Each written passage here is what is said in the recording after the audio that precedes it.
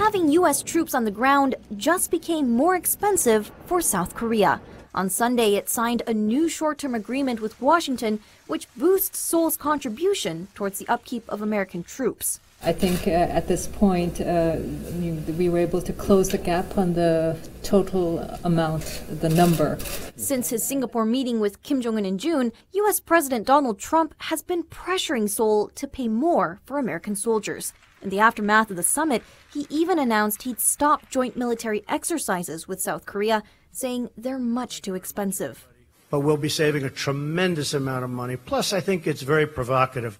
That sparked tension between Seoul and Washington. Since their previous deal lapsed, the two have struggled to reach a breakthrough over how much the South should pay, and it's taken 10 rounds of talks since March. Last month, a senior South Korean official said negotiations were deadlocked after the U.S. made a sudden and, quote, unacceptable demand that Seoul pay more than $1 billion per year.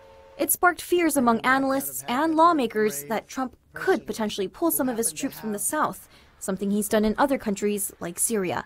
The new deal still needs to be approved by the country's parliament, but the South will end up paying tens of millions of dollars more than 2018.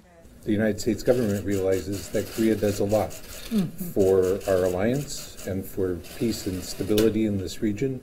But unlike past deals, which would hold for 5 years, the new one is due to expire in 2020. That may force both sides back to the bargaining table within months.